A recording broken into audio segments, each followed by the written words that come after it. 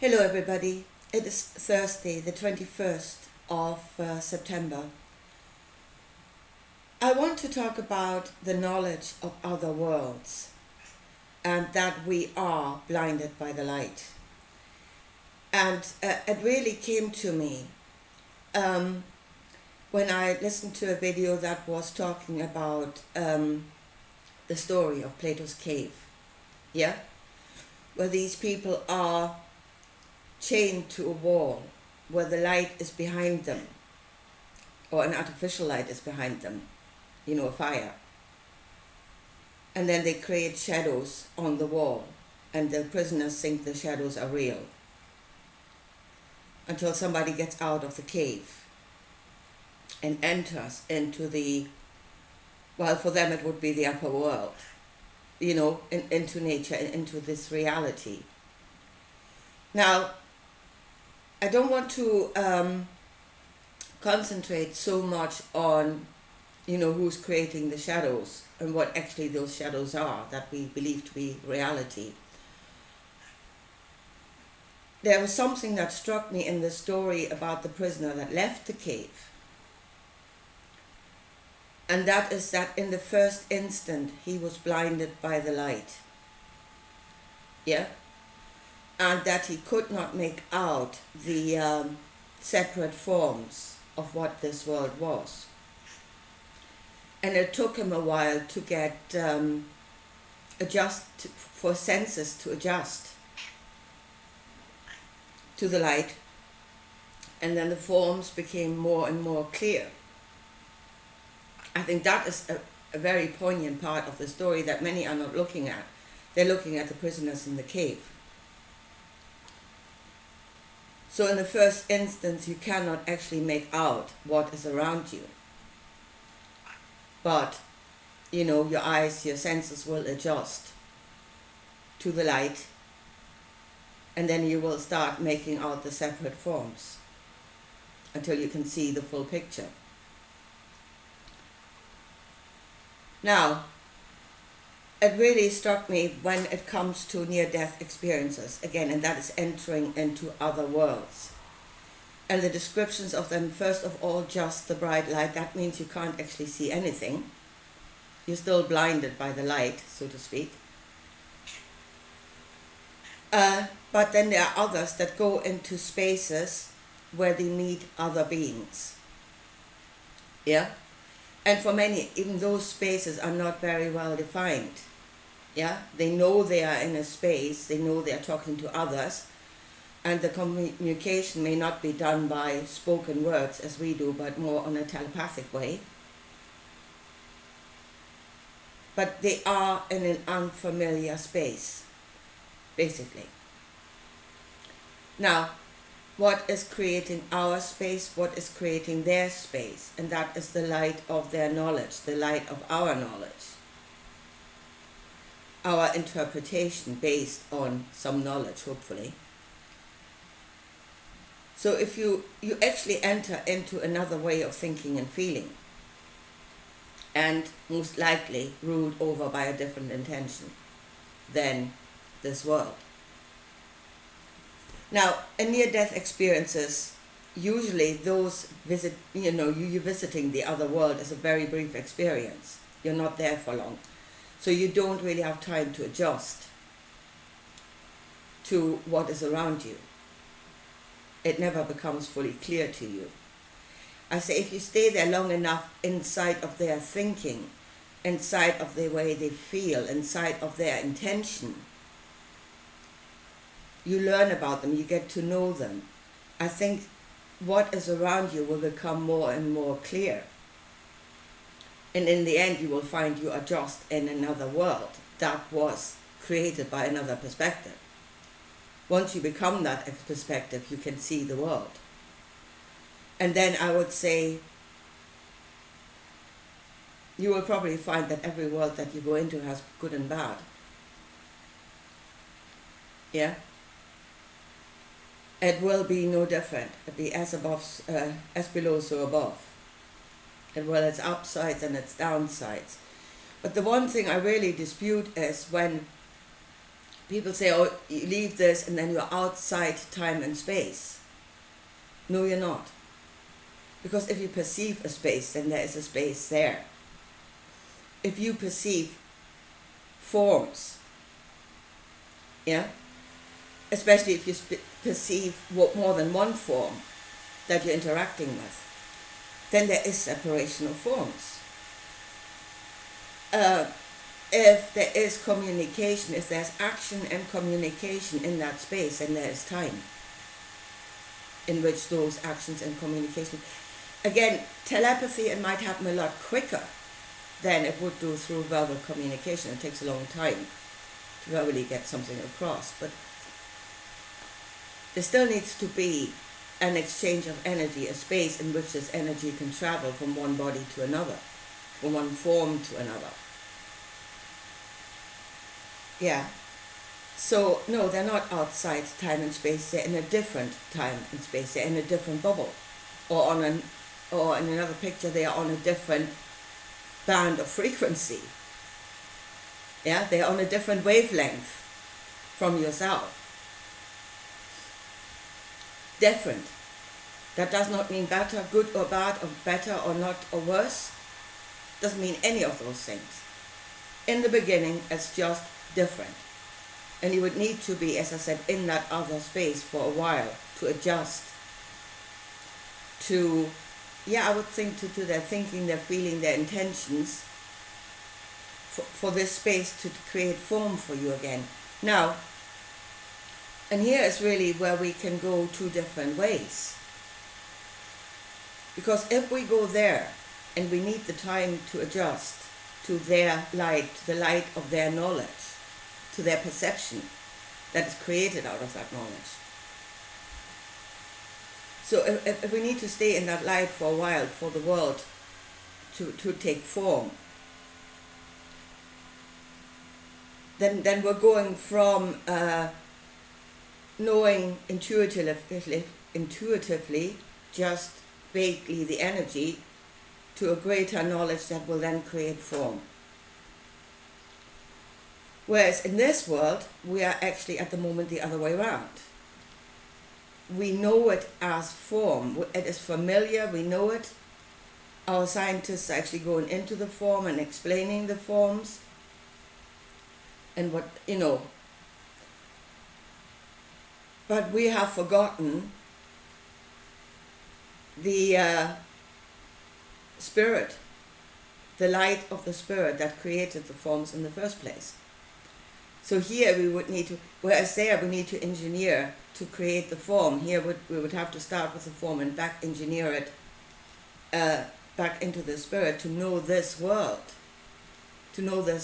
on a greater level, on a higher level than we do now. And here's the thing, at the moment everybody is being driven out of this world into these other worlds, instead of staying here and back engineering. And I think that is your choice. And I really don't think if you go to these other places that once you know them, once they become familiar, you will see a world. And it will be as good or as bad as this. Once you do become familiar with it. And every world is basically built off the same principles, that it's just, I would say for the most part, it's a different balance of the different parts that make up a world. Yeah, so you're not actually going into something completely different, just a different possibility. But you could create that possibility here. You do not need to go somewhere else. The same possibilities are here. The same forces that create perception are here. The same emotional knowing, knowledge of fact, of logical reasoning, of intention. All of those things are here. So you really do not need to go somewhere else. So but that is now coming blinded by the light. You're blinded by the light, and it is in the first instance, and especially when we're talking about heaven, it is the light of a promise. Yeah? Like Jesus was blinded by the light of a promise. And he saw the light of that promise, but he didn't see everything else in that world. I would think he's been there for 2,000 years. If he went there, then I would say he knows it by now. I wonder if he came back now, what he would actually see. Actually, the saints that come back are coming back in wrath. Yeah? So the light of that promise was probably not as shining as... because they're actually looking for revenge on the one that prophesied. And I was just... And it struck me because you can see, we know it. We know it in this world. It is not that different. It is as above, so below. And it really struck me when I was watching some of the reports about what was going on in that Italian island. What was going on, you know, the thousands that came there, driven by the light of a promise. And I was struck especially by one young man he seemed an awfully nice young man, you know, spoke French, and he said he was going to France from Italy. He was going to France, and he was going to provide for his family, and he was going to become a footballer. Yeah, his thing was football. He was going to become a famous footballer and provide for his family. And I felt so sad.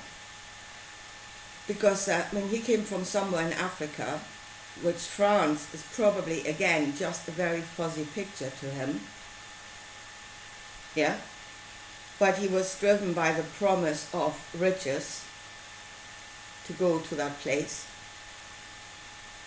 Now those that live in Europe and know the reality of France, yeah, not just the fuzzy picture, not just the light of that big promise of a possibility, those of us that know the reality of France. I mean, I wish that young man all the best, I really do, but realistically, knowing the reality of the place, I would say he will find himself living in a tent, if he's lucky, somewhere on the streets of Paris. And the longer he is there, the more the light of the promise will fade, and the more the reality of what that place actually is will come to him. I'm afraid it will. I mean, as I said, I wish him the best. I hope it would work for him. As I said, he seemed an awfully nice young man that wanted for his family, you know. But if you know the reality, you know it is highly unlikely that that will happen. And again, that is knowing in this world a principle that I think will happen if you go to those other worlds. You're driven by a promise. Again, in Jesus, it was the promise of peace and of everlasting life. And yeah, how is that peace to be achieved? What is the structure that will achieve that peace? What are you required to do to live in that peace? And it's basically the peace of you don't have to think for yourself. Just do as you're told by God. Give all your knowledge to him and he will tell you what to do with it. And then, again, if you come to the level of intention, again, which is the highest level that I can think of at the moment. There might be others. And to me, that is the fifth dimension, you know, the level of intention that creates the outcome. And peace of mind, yeah. If you don't have to think for yourself, if you don't have to make any decisions, you know, if you just do as you're told, you definitely have peace of mind, you know. All that struggle of making decisions is taken away from you. But we are not just mind, we are also body, yeah? And we have emotional needs. And are those needs catered for? Because our bodies will create turmoil. And Jesus went to there full bodily, yeah? The body was sucked out of this reality and went somewhere else. So the needs of the body. So if complete peace were to be achieved, it must be both emotional and rational. Of course, the rational mind has been done away with, so that's okay, that there's peace there. It's been kicked out of the heavens. And then is the intentional that peace should be achieved by the all-seeing eye will give to all what they need. Is that the intention? Or is the intention of the all-seeing eye to rule over? That will create a different outcome. And I mean, in the Bible, God states quite clearly that his intention is to rule over. Not to sustain, not to save, but to rule over.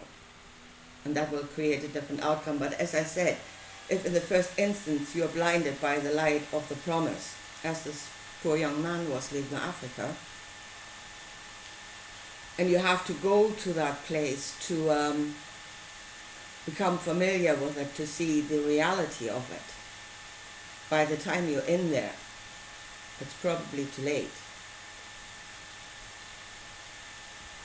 So this is where we must change our understanding now.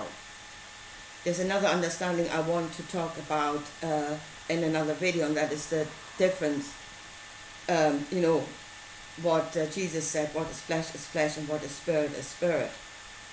And that is when we look at angels or gods or stuff like that, distinguishing between that which creates the form and that which is the form itself.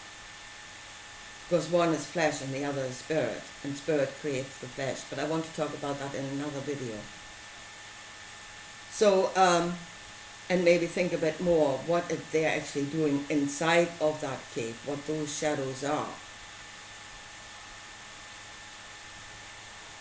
Anyway, but that I want to think about that a bit more. But actually, this is actually just about leaving the cave, and really about going into a bright place, or the promise of a bright place, and that you need time to adjust to the light, which is the light of knowledge, perception, that creates perception, and intent. If there's a God there, an intention, the light of that God.